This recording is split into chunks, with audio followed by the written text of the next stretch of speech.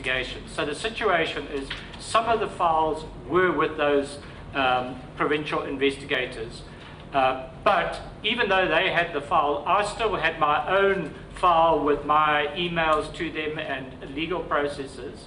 So what happened is, in respect of everything that I still had in Pretoria, I gave it to Brigadier Woodley so he could work it through his systems, and if necessary, then transfer it to his provincial investigators. So that's why some of the stuff was with the provinces, and the other stuff I then handed over to Brigadier Woodley as per his request. What's the position of Brigadier Woodley? He's over on charge of all the ACT investigations countrywide, reporting to General Durant. Where does Colonel Mshlangu fit into the picture? He's the operations officer who works under the supervision of Brigadier Woodley. His responsibility is when cases are adopted as investigations, he will then appoint the investigating officers. And he also then inspects the regions to deal with issues surrounding the investigations conducted by the provinces. As I understand the situation, correct me if I understand incorrectly, the Colonel Mshlangu is the officers in charge of all the police investigators of OECD matters. He's responsible for assigning the investigators to specific investigations, and then the investigator teams up with the prosecutor and they then work together. So Mr. Mshlangu was in a managerial position of allocating investigators. He was also responsible for issues of getting approval to appoint forensic auditors, dealing with issues of, for example, one region was under-resourced, could he bring in investigators from other regions? And he sat in the operational meeting where, as a collective, a decision had to be taken whether to investigate or not. So am I correct in saying that the investigators report to him directly? He's the direct supervisor on OECD matters? What happens is they would report to him on their police responsibilities. As far as the management of investigations were concerned, they would work directly with the prosecutor who is guiding the investigation. Yes, I'm talking about the policemen, the investigators now. Well, they as would I said, report they to Colonel Mshlangu. On certain aspects, but on other aspects they reported directly to the prosecutor. And the prosecutor who was appointed, this is part of those prosecutorial-led matters where there was a prosecutor and an investigating policeman attached to the case. That's correct. And the prosecutors reported to, would have, post 1 October, reported to Advocate Baloyi. I would assume so, but I cannot comment on how these matters were, allocated. I can merely say that up to 30 September, when I was there, they would all report to me. Yes, and when Baloyi took over your position, they should have been reporting to her. I cannot comment on what happened at that stage. Let's go to the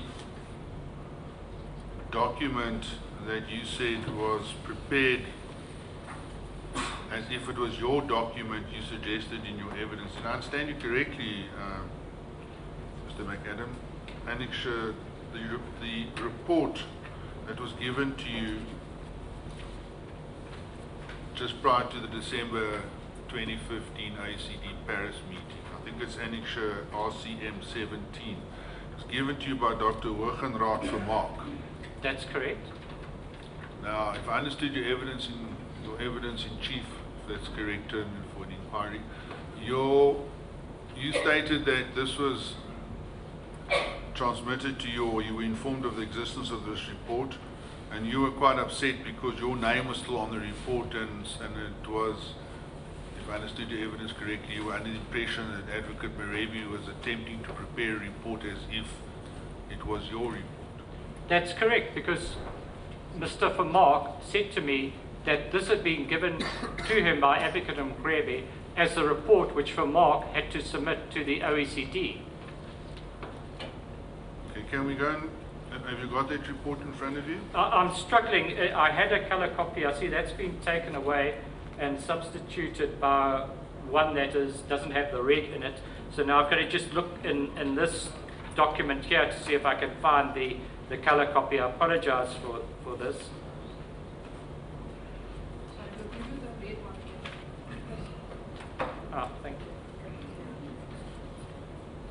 Thank you. The Madam Chair, Annex RCM 17. If you go to the very last page, or the second last page, I think, of that document, it's numbered page number 13 of 14. Are you there? Sorry, the second to last page I have is page 13, and it doesn't have any paragraphs that have been numbered. No, the page number is page 13. That's correct. That's page 13. I have it says yours sincerely, R.C. McAdam, and then it lists security, Net 1, and Tanzanian facilitation payments. Yes. Now, that document is not signed, excepting for it says signed R.C. McAdam. Well, it's got a There's no computer signature. You see, what I would do is that I would dictate to my secretary memos, and then I'd be running around. So often she would put my signature on, just so that the document could go out and not have to wait till I get back. So that was a signature which my secretary had prepared and put on the document. Is that a version of your signature, R.C. McAdam? It's the computer version of it. Okay. Now, if you go underneath that, you'll see it says the other cases mentioned in the report of Advocate McAdam. Still on page 13, underneath your... That's correct. What you describe as your computer signature. Will you agree with me that this document doesn't appear to have been finished? Because it gets to a point, and then a whole lot of, it says other cases mentioned in the report of Advocate McAdam, and then it's got like bullet point notes under little headings, but they aren't numbered, there aren't any.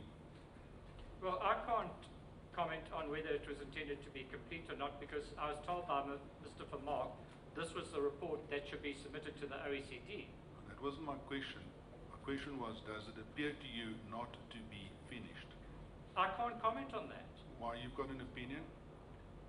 I mean, what can I say about it? I'm not the author of the read. So I don't know who put that read and whether he wanted to stop at that point, add extra stuff. If he wanted to add extra stuff, why isn't it there? Well, I'll put it to you, Mr. McAdam, it's obvious that this letter is not complete.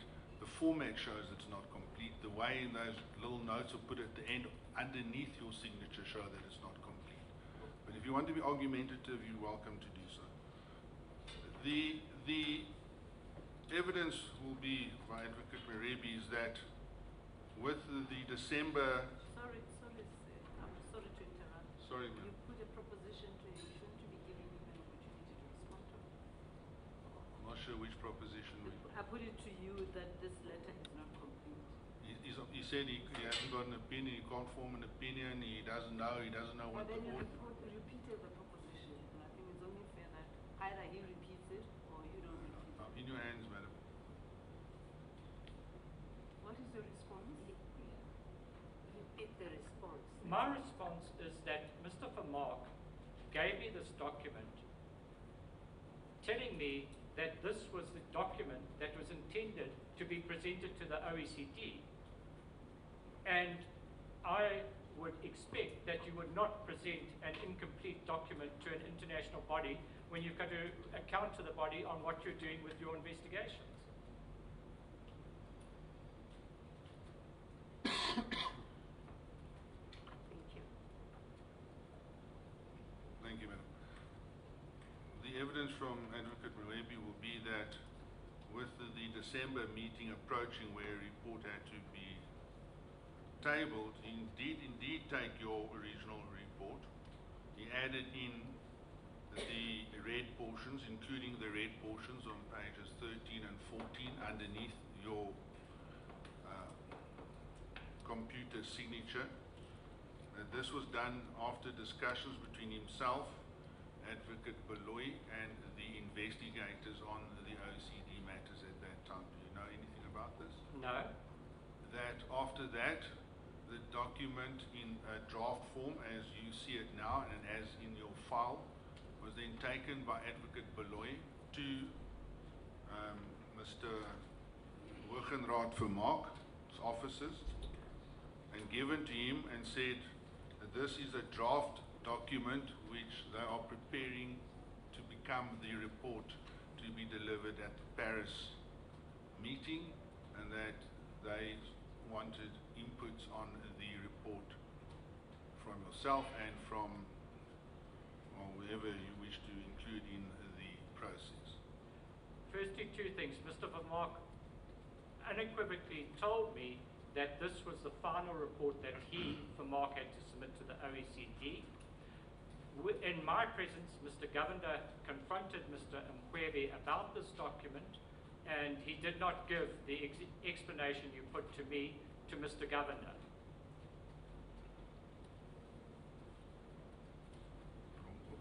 Did you think, you didn't use the word final before, so you now say it's the final report. It was said to you that this is the final report. Well, I can't remember exactly a discussion, but it was clear from everything that Mr. Vermaak's concern is that this was a document that it was intended to be placed before the OECD, resulting in him having these concerns and contacting me and asking me what the position was. And the portions that had been added were in red. That's correct, because Mr. Vermaak's concern was Mr. Mrebe was asked to make this presentation, not me. Here is a document with my name still on it. And he was concerned because he had been at the OECD meetings where we were giving feedback on what we were doing, and this document contradicted that. I'll put it to you that the portions in red were made in red so they could be seen what the additions were for discussion as to creating a final document. Well, if that's the case, I cannot understand why this was not explained by Mr. Mkhwebe to Mr. Govender at the OECD, because the matter could have been addressed and a proper report then be given by Mr. Mkhwebe, not me having to give a report on what had only taken place up to September. So did you give a report at the December meeting? Yes, I did.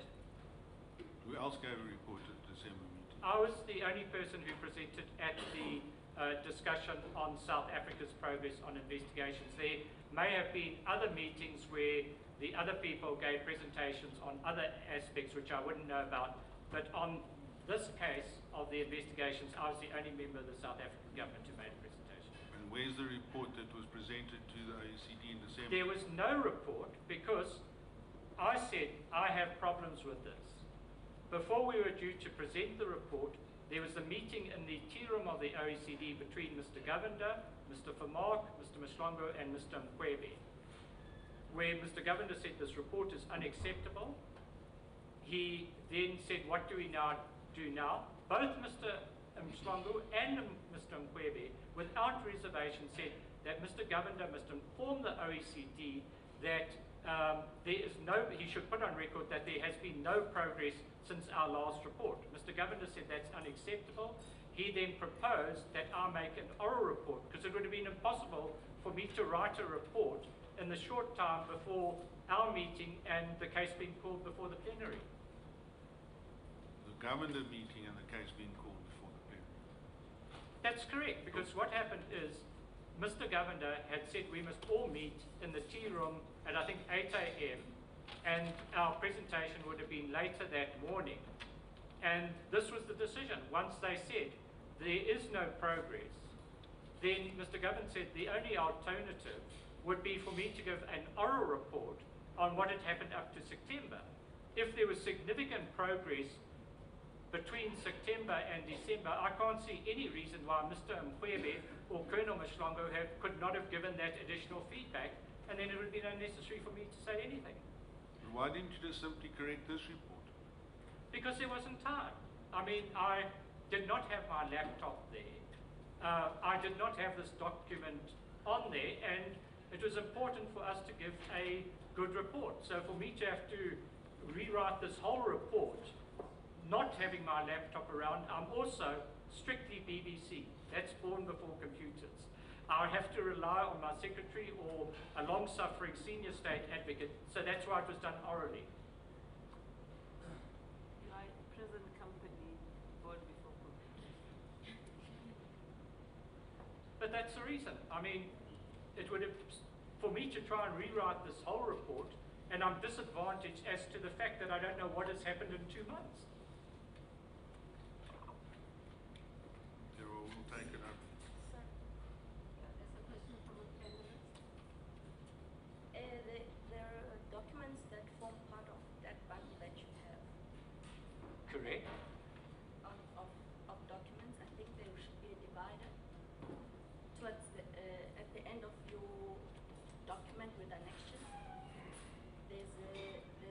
internal memorandum from Advocate Murebi. Let me page it. Is that a letter asking me for feedback on what took place at the December meeting? No, this is an internal memorandum dated 12 January 2016, titled Specialized Commercial Crime Unit. I'm just paging. What I'm seeing now is an internal to Advocate Mokgoro from RC McAdam, report on forum 6 January. Dear Advocate Mokgoro. No, I'm looking at the one that is from Advocate Murebi, directed to Advocate Jiba and Advocate Abrams. I've never seen such a document before. Maybe if I can be of assistance to the panel.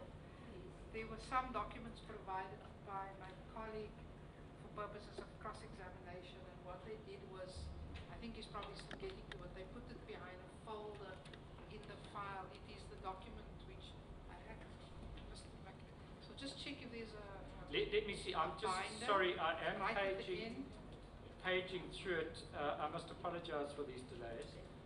I see the last thing here is, and I apologize, I've got broken hands, slow at turning pages, but here's a report of OECD December meeting regards Advocate L.S. Mrebi. I've just cut to turn to the start of the document. This document starts off to Advocate Mjiba, Advocate Ravens, from Mokgoro, dated 12 January. Yes, that's the one. Thank you. Okay. Can you go to page 7 of that? Look at the bottom, the numbering is at the bottom. Okay. Right, on page 7.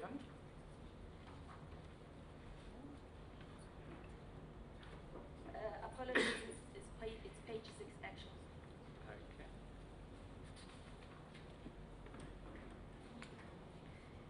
You see there's a, at the start of the paragraph where there is 2014 phase 3 and recommendations in bold.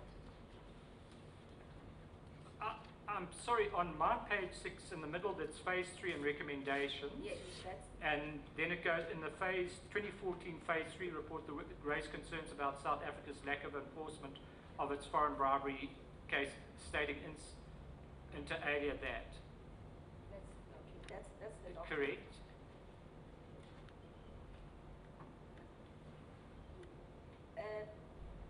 On page 5 of that document,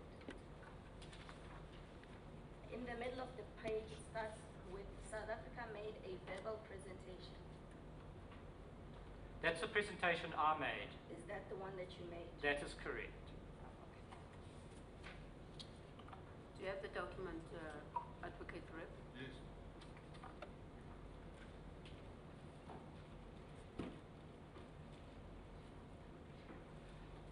I must point out this is an extremely brief summary of that presentation because I had to elaborate in quite detail about what we're doing on individual cases. But it's definitely the presentation I made. You may continue. Advocate Rep. Thank you, ma'am. So, just to tie up the Annex SK 17, it will be denied and is denied that that ever was presented as a document ready for presentation as they report on your behalf. I suggest that Mr. Vermaak, who apparently filed an affidavit in this matter, be called to clarify the position. I based everything on what he told me.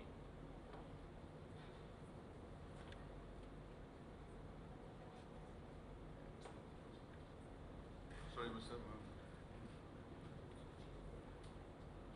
There were certain other documents we believe to. There's these one other document, Annexure SM14.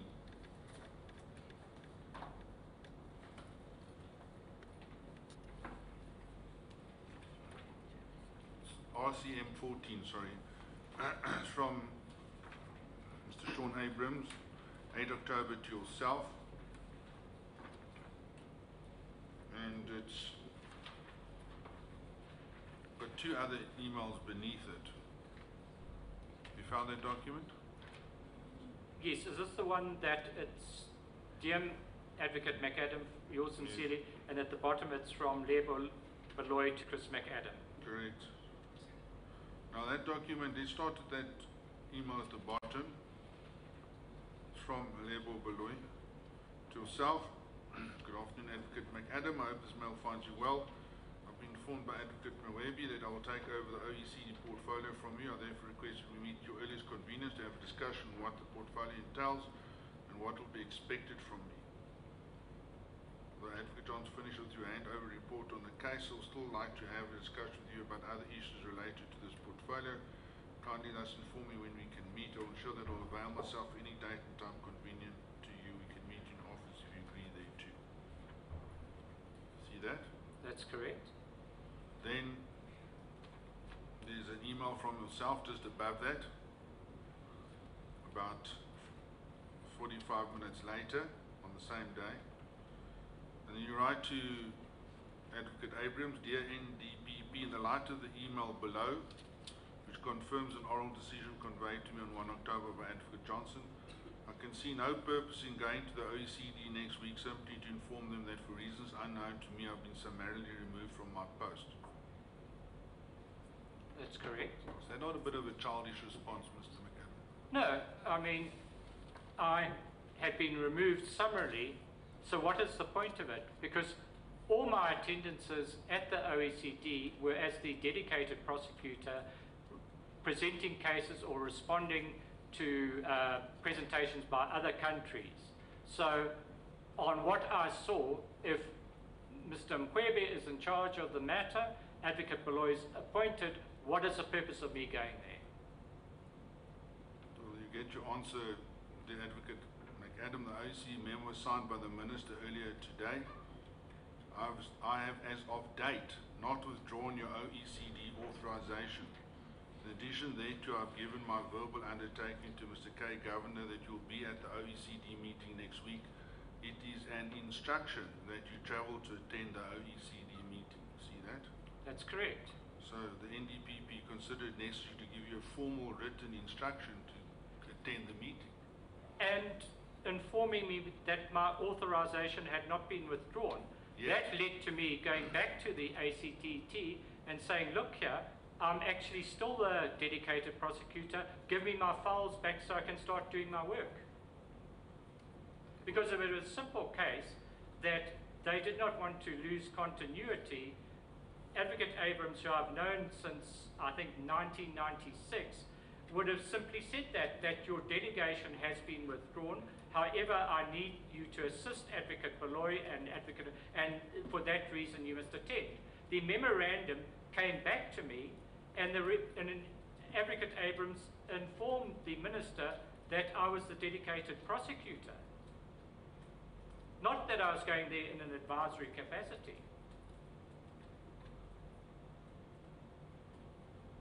Do you see that it says I have as of date not withdrawn your OECD authorization? That's correct. So then I must execute that authorization. I must manage and direct the investigations, and if prosecutions arise, deal with them, which had actually been, the rug had been pulled out of my carpet.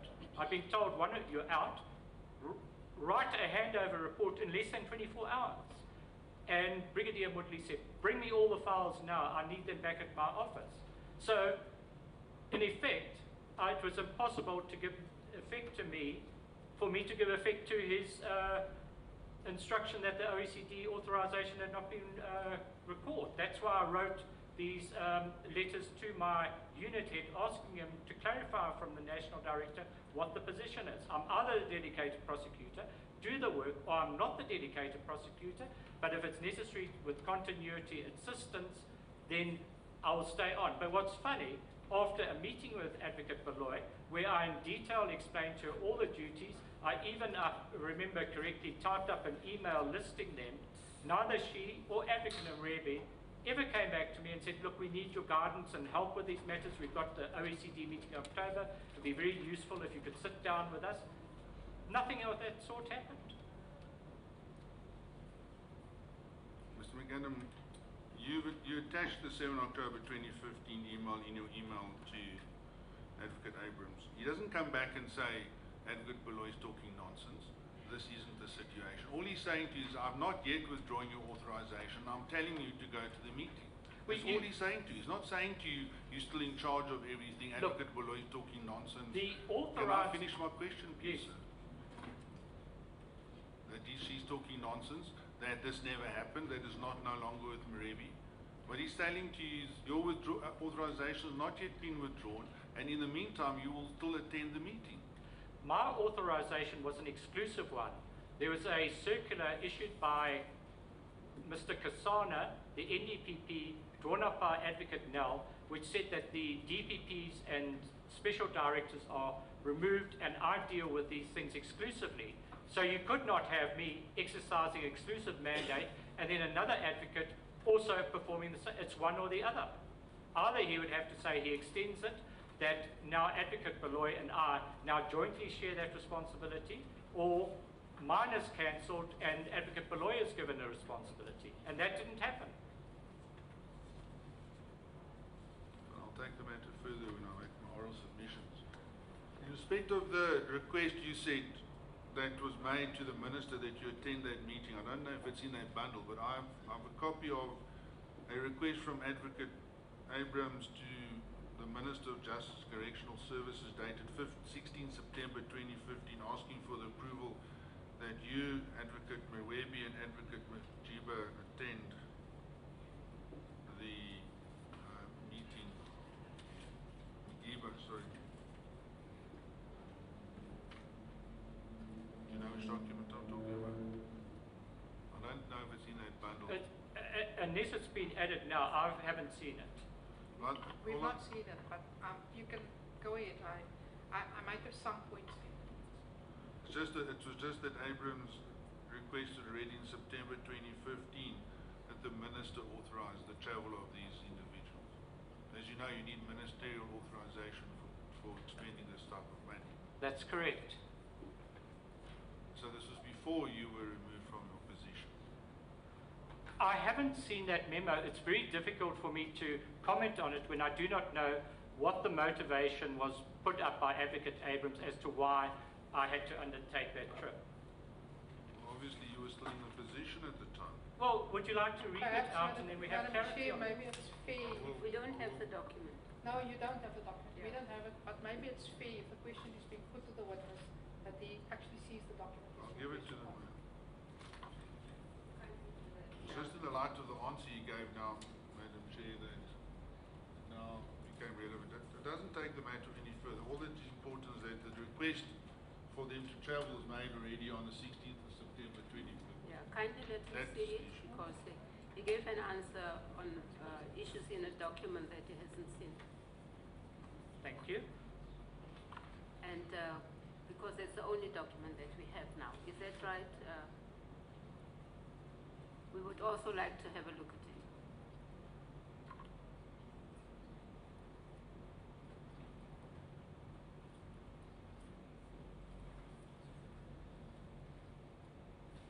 You don't happen to have any copies? I don't believe so. And we didn't think it was really relevant because it's not from our client, it's actually from NDPP to the Minister. But in the light of But you are the only one who has it. I think in our It team, seems like you're the only one who has it. To be fair, that if we had to take every piece of paper and every matter from the offices of the NDPP, you would have been flooded with thousands of pages. So that's why I'm saying we may have seen it. One of our collective doesn't ring a bell. And it's not before us. Can we have if I can just explain to yourself, Madam Chair, that it was stated by the witness that at the time Abrams requested him to attend, he was obviously requested to attend because he was the person occupying the chair, and he placed that in relation to the email of 8 October 2018. The request for him to attend was on 16 September 2018. That's the only point of that document, to show that the date upon which the request was made had nothing to do with the email that we saw now, 8 October. That's the sole point I was trying to get across. But I mean, I don't, there's nothing, you can have the document, I'm not trying to hide Yes, can we anything in the kindly document. Yeah, can we kindly get the document now that it has been made an issue? Thanks. You can just have a look at it here.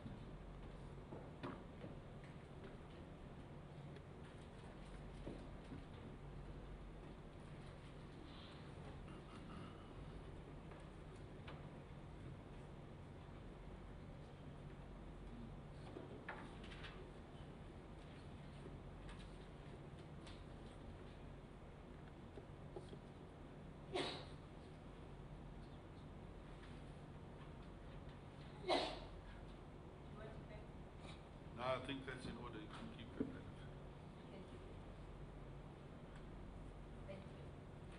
Just as with the lead count, we've got hundreds, thousands of pages of documents. I think we can keep, we will keep it. Thank you. You're welcome, Mr. thank Rep. you. Madam Chair, just for a matter of housekeeping, could we ask that you provide it to us and then we'll make sure you've got copies and we can then ensure that the record is kept in place.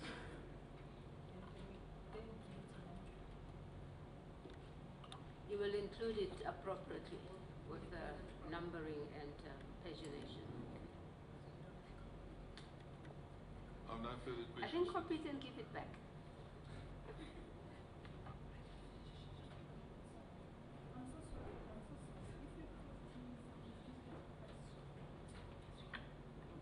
If you could please repeat the question. I think with the toing and froing, I just didn't get the question and answer. The point was that, Mr. McAdam, just in fairness to yourself, that you said that the fact that he had requested that you be authorized to go to Paris was an indication further of the fact that you were still the duly authorized dedicated prosecutor.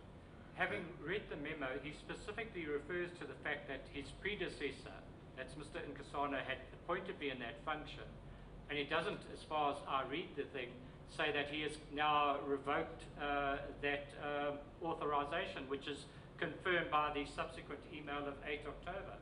But the point I wish to make, Mr. McAdam, is that that document was dated and written on the 16th of September before the decision to remove you was taken. Therefore, it doesn't prove that you were still a dedicated prosecutor on the 1st of October, such decision having been taken post the document that was just shown. My conclusion that I was still the dedicated prosecutor is based on the email of 8 October 2015, where Abrams unequivocally says, I have not of date withdrawn your OECD authorization.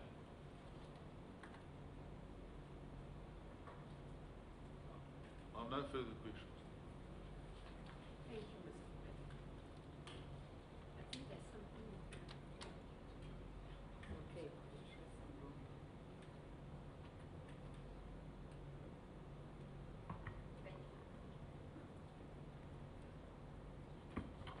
I think you can commence your re-examination. Yeah. Is Advocate Masuku got any questions? I forgot you. Do you want to wait for Mr. Masuku? I'll always to- wait for Mr. Masuku. Before you do your cross-examination, then it will probably be convenient. Ne? Yes, thank you. Just Mr. McAdams, good afternoon. Good afternoon, sir.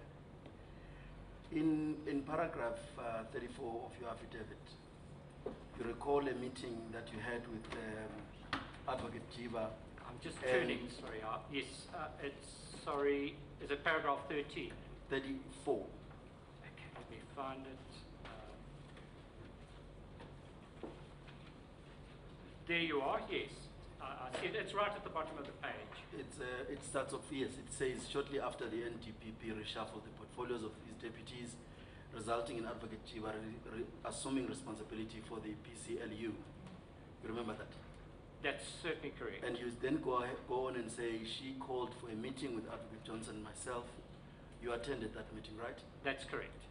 You then informed her of the issues relating to the foreign bribery cases, and she indicated that she would take this up with the NTPP. You remember that? That's correct, yes. In this affidavit, you mentioned nothing about having informed her that you had a delegation from the NTPP, in terms of which any movement, in terms of which you could not be, you could only be removed from these responsibilities that Advocate Johnson was asking you to be removed from by the NTPP. Am I correct? Look, it's difficult to recall because Advocate Jiba called the two of us, and I think we just got a phone call, please, come in, because she was busy. But I am sure I would have told her that I'd been assigned this portfolio by Mr. Nkosana, and I did specifically tell her it required me to work exclusively on these matters. And I also pointed out the issue of the suggestion by Advocate Mokgoro and Johnson that these matters should go back to the SCCU. So I may not have read out my delegation and spoke, but I did tell her I'd been appointed, and the issue was, should I continue with that, or should I walk away from them? And that was the gist of it. I may also point out that Mr. Nkosana issued a circular which went to all his deputy nationals directors. So I assume Advocate G, I can't say I read out all the provisions, but I did make it clear this was a special assignment requiring me to work full-time and how it was impacting. And it also pointed out there were calls that I should no longer have that portfolio. Right, but I'm just referring you to an affidavit that you drew in which you don't mention that. Yes, this was a you are obviously elaborating now in oral evidence, but you don't say it in your affidavit. No, I may clarify this affidavit was requested by the State Capture Commission, and I submitted a draft to the person asking for the statement. He took it to the evidence leaders, and they came back and said this was all that was necessary for the purpose of the inquiry. It wasn't an attempt to blow by blow explain every single aspect regarding my appointment. Okay, I mean, in that meeting, she also undertook to take the issue with the NTPP. That's correct, yes. You have no knowledge of whether she did that? No. You did not ask anybody whether she had done it? No, because, I mean... No, it's good enough to say no. I mean, no, I didn't. You didn't. Her instructions are that she did consult with the NTPP. Would you have any contrary? I can't dispute this. She says that the NTPP in that consultation agreed with what Advocate Johnson's position was, as conveyed in the meeting that you had attended with Advocate Jiba and Johnson. I cannot comment on that discussion. That's good enough. Can I interrupt for just a minute? I'm so sorry.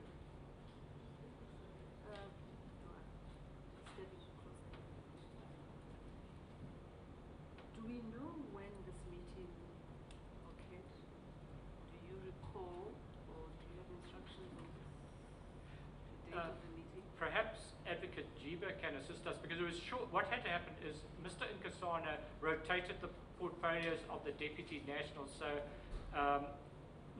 sorry, I've got it wrong. Mr. Abrams rotated the portfolios, now placing Advocate Jiba in charge of the PCLU. So it would be shortly after that date, because the purpose of this meeting with Johnson and I, she's come on board, she's now responsible for our unit, and she wanted to know what was going on and what the issues were. But in terms of the paragraph I referred to you, if you look at the last sentence that you write, you say Advocate Johnson strongly urged her, meaning urged Advocate Jiba, to take the cases away from me, going as far as to accuse the former NTPP of perpetrating a wrong against Advocate Mokgoro by removing the matters from the SCCU in the first place. That's correct. You remember that detail? Yes, that's correct. Okay. You just didn't remember the detail about telling her that you had a delegation which would not allow her to remove you from those cases. No. I mean, when you drafted this. I didn't mention that, but also, if Advocate Abrams had authorized her to deal with this OECD matter as a deputy national, then she could legally withdraw it, because the act is the national director does things, but he can then say, in respect to that matter, I'm authorizing this deputy to make that decision on my behalf, and that decision by the deputy is deemed to be the decision of the national director. Okay, so I've just told you that she then met with the NDPP, and then the NDPP confirmed Advocate Johnson's position as the correct position, which had to be conveyed to you. I cannot comment on what the NDPP told her. That's fair. But Advocate Johnson never told me that this was an instruction of the NDPP. She told me that this was an instruction of Advocate Jiba. And then Advocate Jiba instructs me that she then met with Advocate Johnson after meeting with the NDPP to convey to her the NDPP's position, which had to be conveyed to you. Okay. Advocate Johnson made it clear to me this was a decision by Advocate Jiba and not the national director. Maybe I'm also going to have to ask for forgiveness for disturbing cross-examination. No, it's fair enough. But I'm sitting here and I'm thinking, is there any communication from any of the NDPPs who straddle the authority to you or to Advocate Jiba or to anybody or to all and sundry who are relevant or who were relevant around this issue at the NPA, where clear instructions or clear communication was given to all who needed to know and understand what the position actually is? My lady, now We have communication from Johnson to you, communications from Advocate Jiba to you about who should really be representing the NPA on, and or whether you are still the dedicated prosecutor in the foreign bribery cases. Can we just get a document of communication which clearly states, where everybody who is supposed to know is told that this is the position? Madam Chair, my only response, the only document, and this I submit is the elephant in the room. This is the source of all, is the email of 8 October 2015, where Mr. Abrams says, as of the date, I have as of date not withdrawn your OECD authorization. And apart from that, that is the only communication that I have ever received from the National Director regarding it. And who else is copied? You see, Tory Pretorius, now he had become my unit commander, and then Advocate Jiba was also copied on it. Where's the document? It's this RCM 14, Madam Chair. It's the And email where? of 8 October, Abrams McAdam. Yes. And who, Advocate Jiba, got that information? Well, it shows she was a recipient of it, and that confirms my authorization has not been cancelled. Now, as I explained to council, I can't comment on what Advocate Abrams conveyed to her. Told each other. But this seems to Not to contradict the fact that Abrams had said he's cancelled my authorization. Thank you. Thank you, Chair. The issue really was whether the issue was where the cases had to be placed. Am I correct? The real problem was where who should be responsible and for the handling of the OECD cases. Am I right? You see, the issue was that Nkosana had issued a special directive making these cases my sole responsibility, reporting to him, and taking them away from the SCCU and the directors of prosecution. If it hadn't been for that, these cases would have either been with SCCU or they would have been dealt with the directors of prosecution in all the regions. So this was the issue. It was an extraordinary decision by the then National Director to take these matters away from where they were and to assign them to me and to make me accountable to him on those matters. I mean, you say that, but in your affidavit, you spell out exactly what the discussion was when you were in the meeting with Advocate Chiba the first time. That's the only meeting which you had with Advocate Chiba, am I correct? That's correct. That's the sole occasion that I've ever had a meeting with Advocate Chiba. She has never communicated to you directly? That's correct. Right, but if she was making a decision, as you allege, what was conveyed to you by Advocate Johnson, how would that decision have been communicated? You see, I had previously had dealings with Advocate Chiba when either she was the acting national director or a deputy national where our unit fell under her responsibility, because these portfolios rotated left, right and centre, so it's difficult to remember at what stage Advocate Chiba was a deputy national. But in all my dealings with Advocate Chiba, she would call me into her office, sometimes after hours in the evening, and she was always very polite to me, listen to what I'd say, and say, go ahead. So I thought it very strange that on this matter, I only get a message via Advocate Johnson, and that Advocate Chiba doesn't call me in. Because if she'd explained everything to me, I would have said, well, fine, what is the position with the handover? These are involved cases. I'd have liked to have more than 24 hours, and I'd have liked to have raised the issue of this trip to Paris, and that never happened. So that's what I thought. It's funny. This is totally out of what I'd expected, because with Advocate Chiba, we always had a very good relationship, and even though as a deputy director, if there's something important, she would phone me, and a couple of times we even consulted after hours. Her meeting with the NDPP, in that meeting, she discussed the lack of progress, the lack of focus on the TRC cases. You remember the TRC cases? Look, I don't know what she discussed, but I know about the TRC cases. Yes. I know the issues around them. Right, that's what she discussed with the NDPP, and because of the problems that the TRC cases were having, in the sense that they were not being attended to, the NDPP agreed with her and with Advocate Thompson that the cases had to be reallocated to the SCCU. As far as the TRC... Sorry. And that was conveyed to Advocate Johnson in a meeting with Advocate Chiba. I was not present at that meeting. When Advocate Abrams called me in this meeting in June where Advocate Enquiry and Advocate Mokgoro were present, and they wanted the portfolio taken away from me, I said to Advocate Abrams, look, if this portfolio is causing so much unhappiness in the MPA, I'm willing to step away from it, because I said I'm even prepared to volunteer to do the TRC cases. And then Advocate Abrams said to me, no, I must continue with the foreign bribery cases.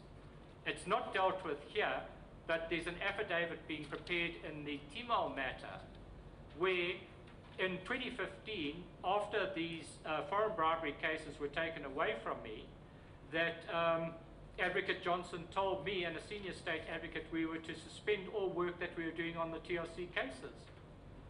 No, all I'm saying is that, true to her word, she conveyed to you in a meeting that she was going to confer with the NDPP about the issues that raised with her. That's correct. Yes, and she went and discussed these issues with the NDPP. She reported back to Advocate Johnson, who at that time you reported to. That's correct. Well, and it was you were reporting to Advocate Johnson. That's correct. Right. And when she informed Advocate Johnson where the case had to go to, that was conveyed to you. Advocate Johnson merely told me that I'm immediately off foreign bribery matters and I should do a handover report in 24 hours.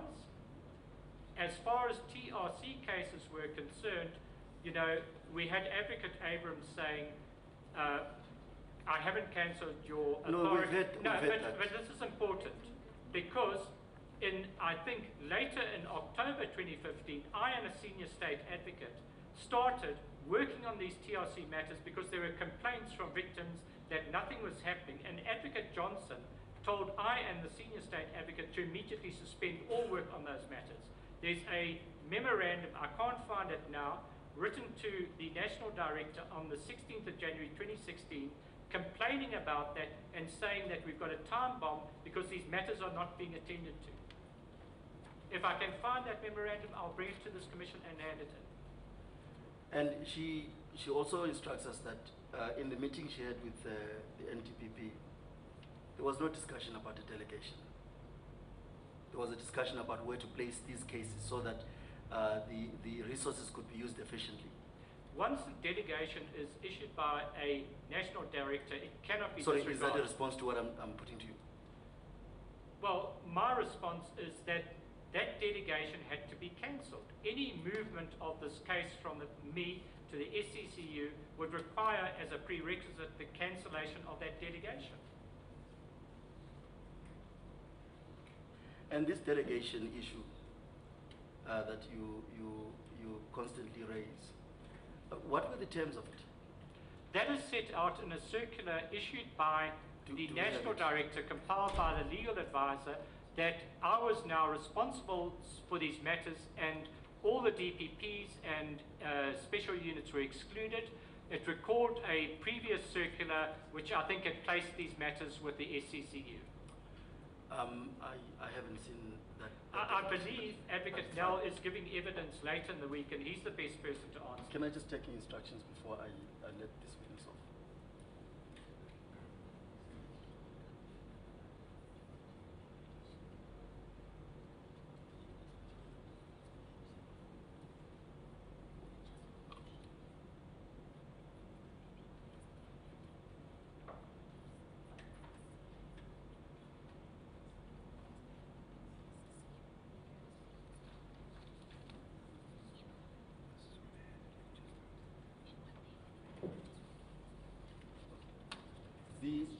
I'm not sure whether this document has received widespread. The document which is dated the 16th of September 2015. It's a document that Mr. Rip handed in. It was given back. I'm not sure whether the one and only famous document. Yes. That's the one. That's the one I have in the.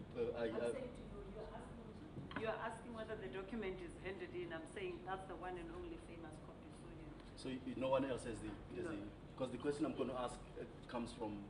It is that document that we saw earlier. I think the easiest way to do it is to phrase your question and then give it to him so that he can respond. Thank you. And you give him an opportunity to look at it. Yeah. Thank you.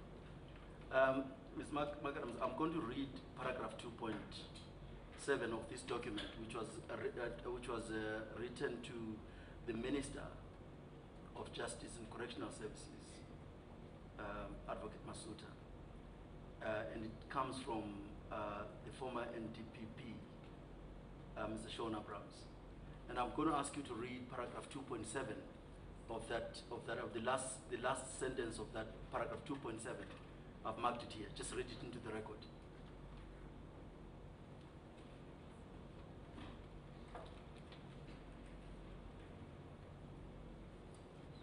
It's 2.7. Yes, just the last sentence. The crimes of corruption and foreign bribery fall within the category of offences dealt with the SCCU. It is therefore necessary for Advocate Mrebe to attend the OECD meetings. Right. That is a statement from, that is a memo from Advocate Sean Abrams, the NDPP. You see that? That's correct. Right. So when Advocate Jiba says to you that she conveyed to Advocate Johnson what the NDPP had conveyed to her, she's telling the truth. Read what Abrams I says don't in have the 2.9. document. Sorry, may I just read it into the record and Yes. hand it back to you? That's correct what you've said, but he said Oh, thanks. Advocate McAdam is also an SDDPP, and my predecessor appointed Advocate McAdam to manage and direct all the investigations and prosecution relating to foreign bribery cases. And now what's absent from this, he doesn't say, I've now cancelled this authorization in the light of 2.7. If I So what I'm putting to you is that when Advocate Jiwa says to you that she did not discuss the issue of the delegation with Sean Abrams, she did not also she conveyed to Advocate Johnson what she had heard, what had been conveyed to you by the NDPP. She's telling the truth. That's all I want you to answer. And it says one thing that creates an impression in 2.7, 2.9, Yeah. it creates another impression. No, it doesn't. Because it tells a narrative, it tells a story. You were the dedicated person on those cases. It does not. No, I mean, but at the time, I'll not only not dispute that, I'll also say that that memorandum is misleading.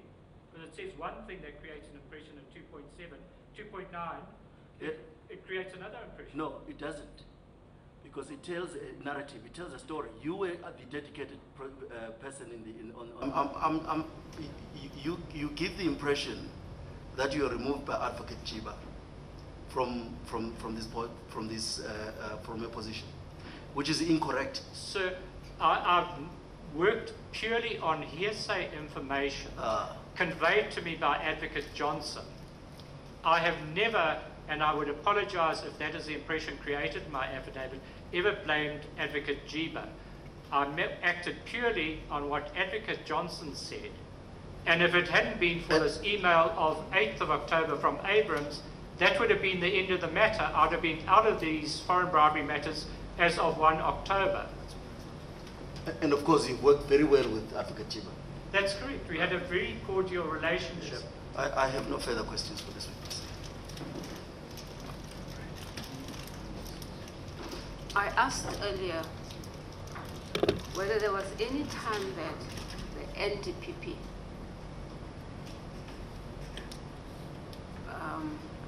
gave some communication to everybody who needs to know, or any relevant authority within the NDPP, within the NPA, about the question of either removing your delegation or confirming your delegation, so that everybody knows.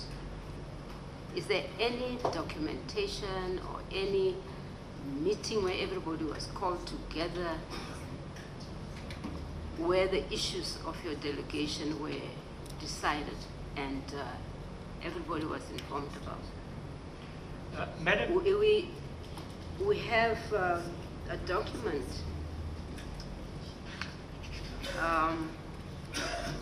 titled, it is the initial delegation. Yeah. It is dated on the 12th of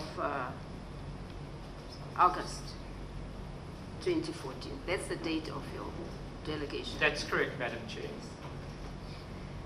So everybody knew then that you have this delegation. Correct, Madam Chair.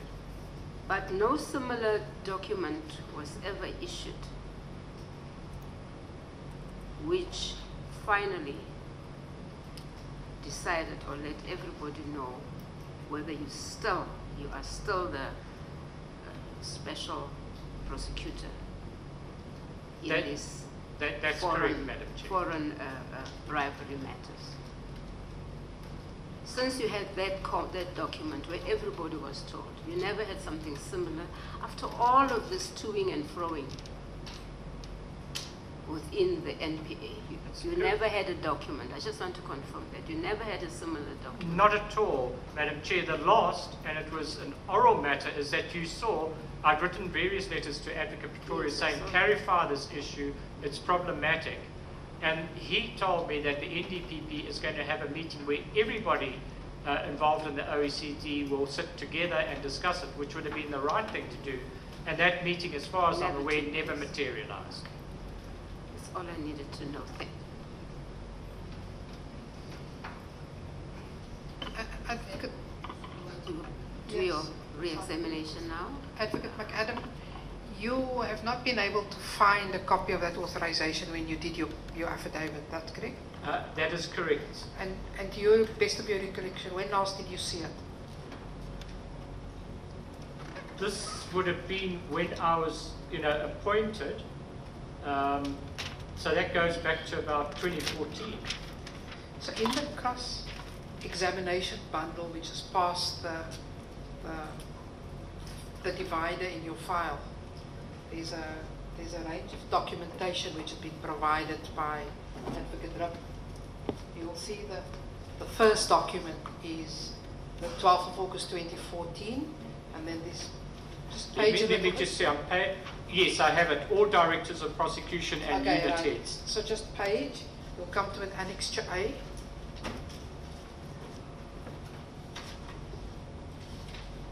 Which is a circular, and then you'll come to annexure B.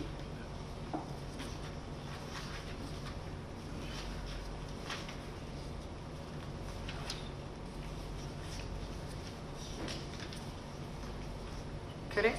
That's correct. That is the authorization. That's indeed correct. Now, I simply want to draw one thing to the attention. If you look at the note at the bottom of the authorization, it says the powers and duties embodied in this authorization are exercised subject to the general and specific instructions from the NDPP and or any other person holding supervisory authority in the prosecution service. The implication of that would mean we're going around in circles, but the effect of the authorization would mean a DNDPP under whose authority you fell could very well have amended the powers and duties based on the initial authorization which had been given by Advocate Abrams. That is the import of it. The import of it. So the fight we've been having about who does what, Advocate Jiva would have been perfectly within her rights even if she had not had that discussion with Advocate Abrams to do that. Which is why when you were told to give off your files, you gave off your files. That's correct. Right, let's get that out of the way. Thank you. The issue on the 8th of October, when you get this email from Advocate Abrams and he tells you to go to the OECD, there are two sentences in this email. He may have been a little bit reticent in being very clear that he was well aware of what had transpired with Advocate Jiva, but he says, I have as of this date not withdrawn your OECD authorization. In addition hereto, I have given my verbal undertaking to Mr. Governor that you will be at the OECD meeting next week. So everybody was quite clear, you were going to the OECD meeting, irrespective of what else was going on. That's correct. Right. Advocate Mokgoro was also going to this OECD meeting, correct? Correct. Right. There was a report that was prepared, which had been provided to you by Mr. Vermaak. That's correct. Good. Right. A report needed to be provided to this OECD meeting. Everybody knew that, correct? Correct. This was the only report that had been prepared, correct? That's correct. When you were in Paris at the meeting, this was still the only report that had been prepared. Yes, that's correct.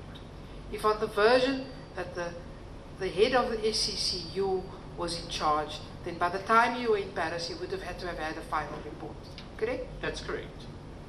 The only report was the one with the red. That's correct. Okay. Let's get that out. Now you've come back from Paris. Right? You were also provided in the same cross-examination bundle a report which is dated 12th January 2016. Which is further on in this bundle. I think I have it in front of me. You have it in front of you. Right. You had an opportunity to look at the report earlier today. That's correct, yes. Have you ever seen this report before? No, only when you showed it to me during the course of this presentation. I want to take you to page 9 of this report. Right.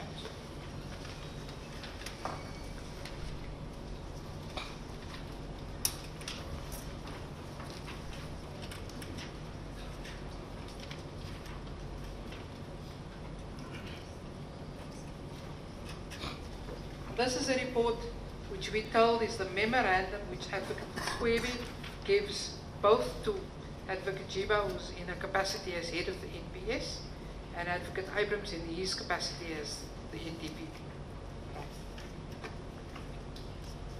And I want to take you through the report, the first 3 paragraphs under the comments generally and into the second page. Until the issue of the internal memorandum dated 12 August 2014, in terms of which Advocate McAdam was given exclusive authority to deal with foreign bribery cases, thus ousting the authority of the DPPs and the SECs, which is the specialist unit dealing with these cases. I was not aware of the 10 cases mentioned in the OECD report. Do you have any comment in respect of that? Sorry, I may have made a mistake. I've turned to page 10. Is it Nine, the actual? 9, sorry. It's just under the Is this even comments the generally. 2014 OECD report concerning these cases and which appears to be triggered by the decision? No, sorry. We're on the memorandum dated 12th January 2016, and we're on page 9 of the report. This is my page now. Sorry. Okay. Until the issue of the internal memorandum, in terms of which Advocate was given the authority and which is a special unit, I was not aware of the 10 cases mentioned in the OECD report. Have you got any comment to make on that? That's not true. Why do you say that? Because there was an on-site visit where the OECD sent their technical experts to South Africa, where these cases were presented by a member of the commercial branch. Advocate Ramuthi, a senior deputy director in the office of Mr. Mokgoro, was present when that presentation was made. She also made another presentation on how the SCU had trained 58 prosecutors on foreign bribery, their methodology to ensure that they'd be attended to the minute the police investigated, and that was dealt with at length in the OECD report. Now, in response to the on-site visit, the OECD said, here is our provisional written report, which was scathing of our country. So Mr. Governor formed a task team which would now work together to try and address those concerns. Now, the first meeting took place at the Mr. Governor's office. Advocate Ramuthi was present at that meeting. There were a number of meetings. I'll accept on certain occasions she was absent from those meetings. But shortly before we signed off on a full written response, there was now a meeting at the Premier Hotel where it was every single department that could possibly contribute, SARS, National Treasury, private auditing companies. Ms. Ramuthi was at that meeting where we debated all these issues. There was a memorandum authorizing certain NPA officials to go to the OECD in March and to present oral argument. She was on the memorandum, and only due to ill health at the last minute did she not join us there. The OECD was not persuaded by our arguments, resulting in the report that is RCM2. Mr. Governor again compiled a task team. Again, Ms. Ramuthi was part of that task team. We will accept from time to time she was not present at the meetings, but what happened is the police said, fine, they accept it was a mistake to leave these at commercial branch, it's going to ACTT, requiring presentations on these cases to be given to Brigadier Mudley and the ACTT operational team. Ms. Ramuthi was attending those meetings on behalf of the SCCU, so she was present when we, and that was a Colonel Govinsamy and I, pointed out all the difficulties with these cases, and when Brigadier Mudley said he would need a dedicated prosecutor to guide the police step by step. So throughout that period, a senior member of Mr. Mokgoro's office was part of the process, aware of everything. So, for the reasons you've just stated, would you take the same view on the next sentence, who says, we have been aware of the Convention Against Foreign Bribery and we have taken a position to monitor any foreign bribery cases. However, we were comfortable in the knowledge that there were no foreign bribery cases that were the subject of investigation by any unit of the police that brought to the attention of the SCCU. You would disagree for the same reasons that you've already indicated. What had happened is the OECD said there were 10 allegations. Their concern, only 6 had led to actual investigation. So 4 matters weren't even looked at from an investigator. But in respect of those 6 matters, 2 of those cases had been dealt with by members of the SCCU. The other 4 cases were being dealt with by the commercial branch of the police. And at the on-site presentation, Advocate Ramuthi said that the commercial branch and SCCU work from the same offices so that they work hand in hand. And that is a fact. 4 cases. So for this paragraph to be correct, it would mean that Advocate Mokgoro had no knowledge of any of that. Of what was going on. Right. Now, let's read on. Even the 2014 OECD report concerning these cases, and which appears to have triggered the decision to assign these cases to Advocate McAdam, was never brought to the attention of the SCCU, as we only became aware of the report and these cases after they were so assigned. For the same reasons you disagree. That's correct. As such, as the SEC, we were not given a chance to deal with these matters after the situation about these cases came to light. For the same reasons you would disagree. That's correct. Unfortunately, on the face of it, the decision to assign these cases as aforesaid appears to have assumed inability and possible incompetence on the part of the SCCU to deal with these cases, and it further appears that contrary to the OECD recommendations, an individual was deemed more competent and capable to the exclusion of everybody else. You didn't make that decision to appoint yourself. No, I did not. The next paragraph. With the knowledge that these matters fall within the mandate of the SCCU as a dedicated unit in this regard, the question that we battle with is why were these cases hidden from us? Were these cases hidden, Advocate McAdam? Not at all. And when I took over, the one case was with the SCCU in Cape Town.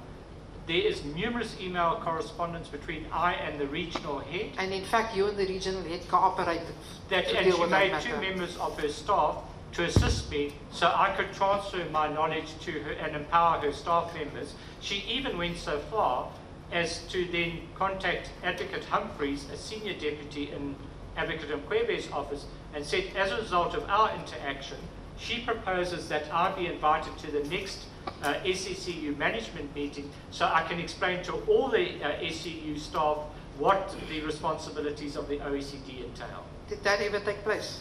It did not. I even, if I remember correctly, sent an email to Mr. Mokgoro asking him when we could meet. Okay.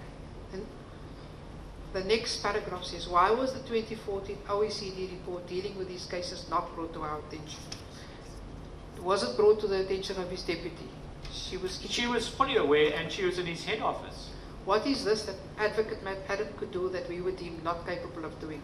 With the greatest of respect, we find the state of affairs and its continuation extremely uncomfortable and concerning.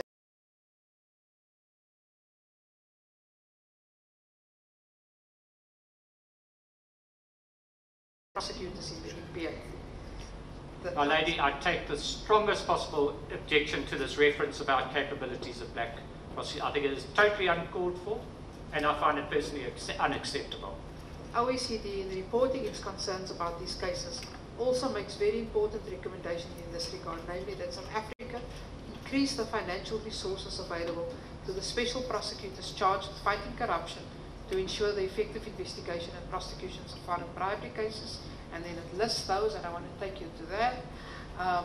Then it says, notwithstanding this recommendation, the very opposite was done, and then the effect of the decision is then detailed.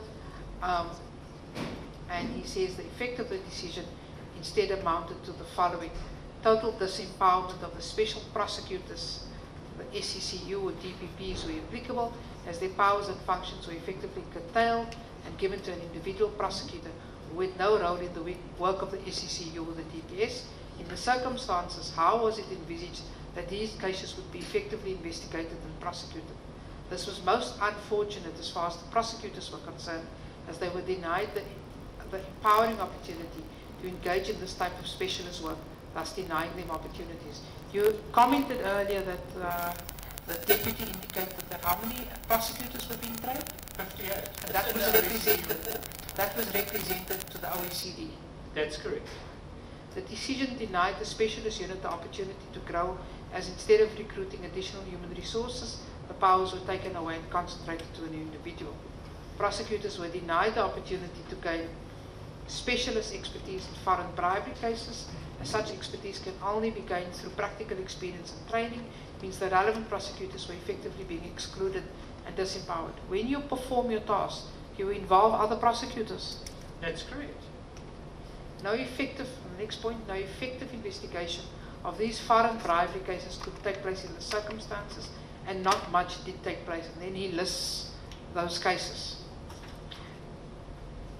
Would that be contrary to what he said?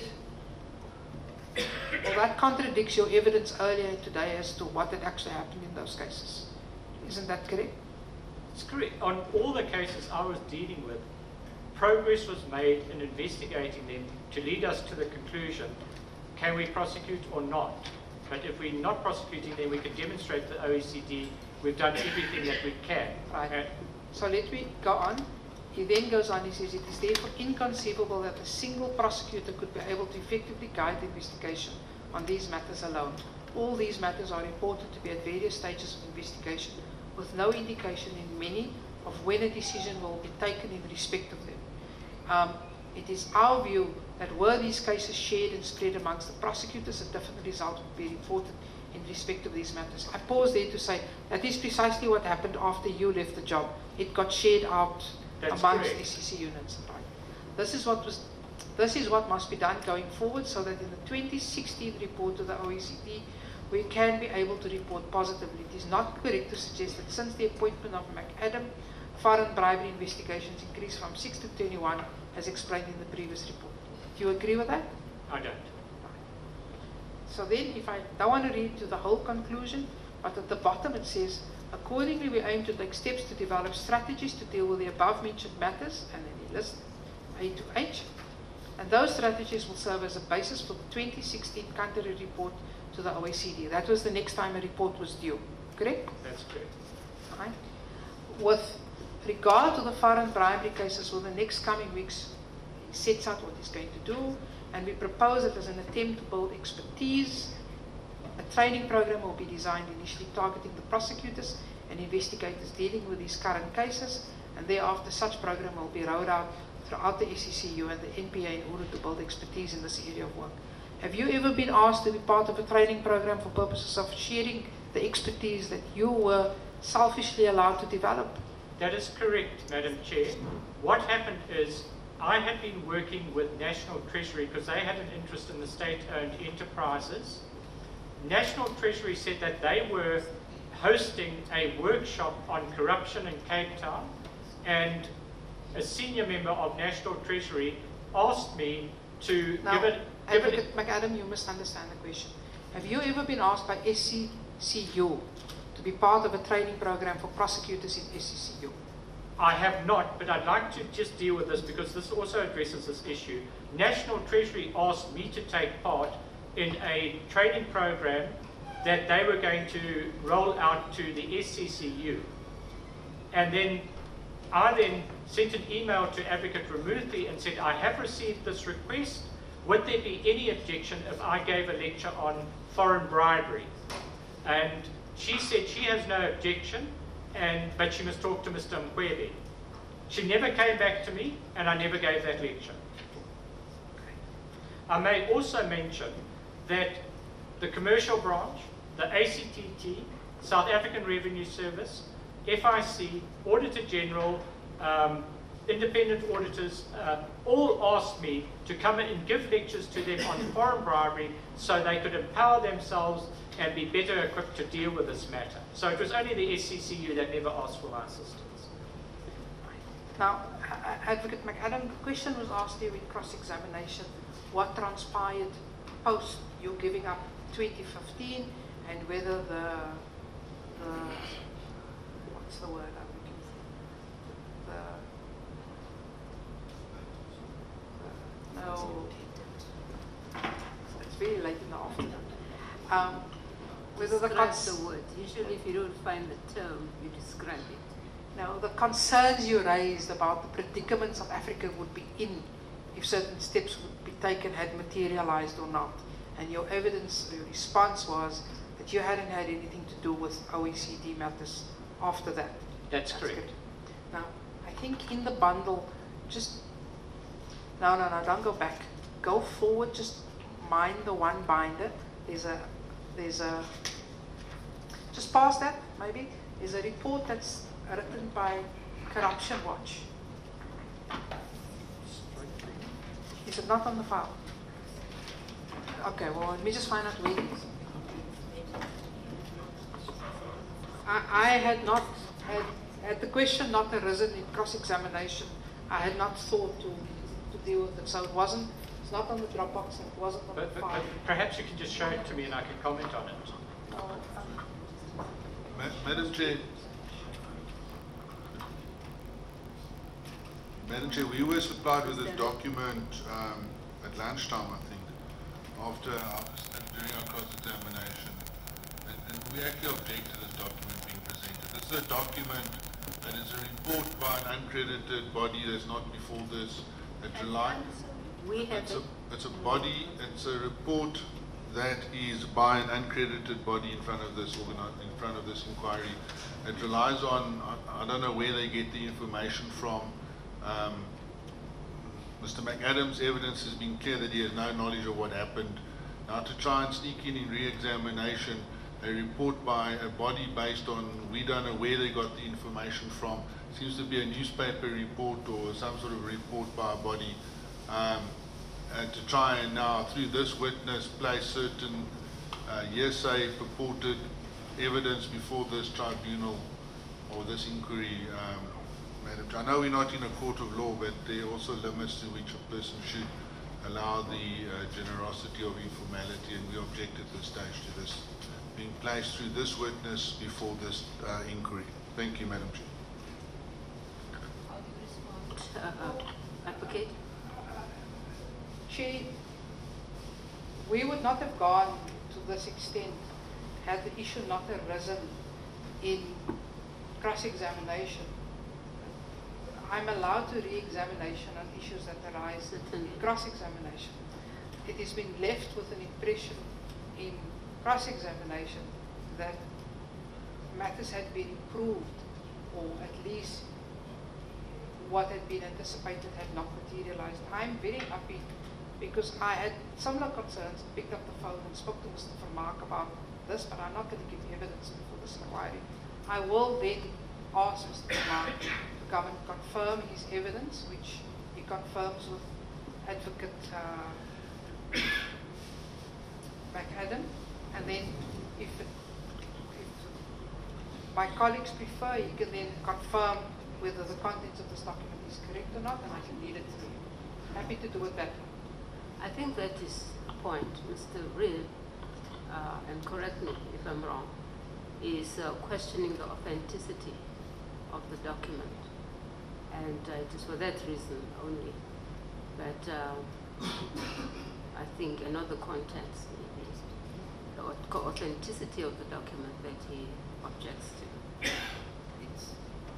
It's nothing more than an article extracted from Corruption Watch, and I'm happy to read it through Advocate Vermaak and the commentary, because there's now a question mark that's been left that Advocate McAdam hadn't, that cast a little bit of a doubt on the conclusions which had been reached, and effectively what had transpired post him leaving the job in 2015 with an implication giving. I'm also happy to deal with the rebuttal after Advocate Enquiry gives evidence. But I think you will agree that we cannot, as of now.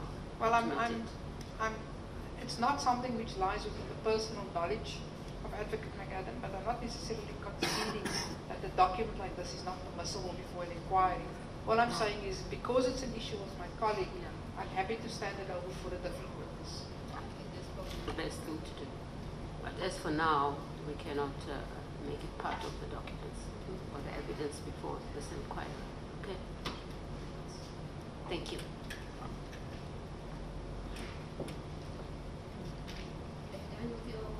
I am. Thank you, Advocate McAdam. Thank you. Madam Chair, may I be excused then? You may step down. Thank you very much. That's the best news I've heard all day. But thank you so much. Okay, thank you so much for your willingness to assist the inquiry. We appreciate it. Yeah. Thank you.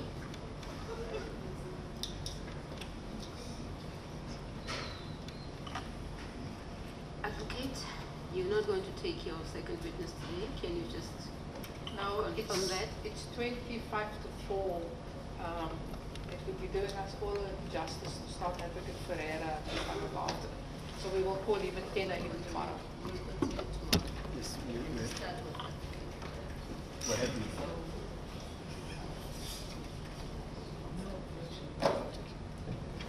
We will adjourn until tomorrow.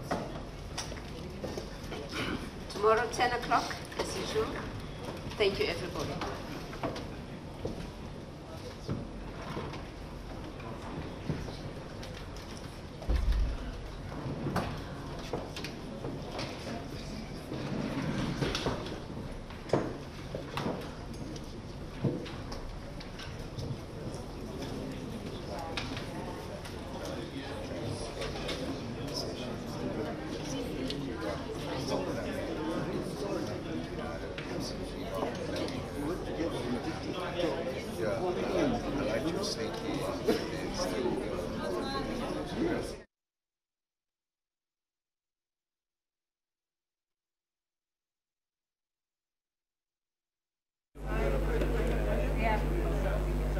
Because when you don't, when you put them on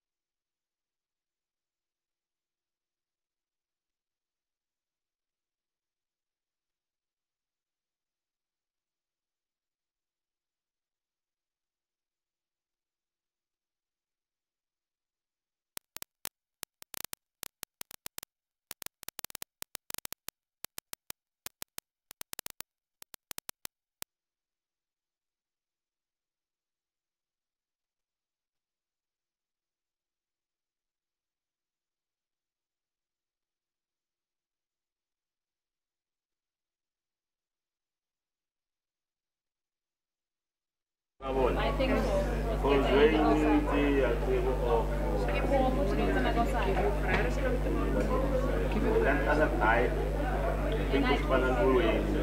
No, we know. I want something. Tabo. I Tabo. I think what would be doing for something. No. Okay, so Show people last year. oh, He's very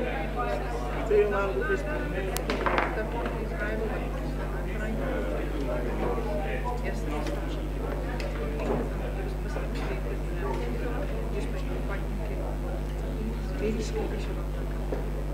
So my concern is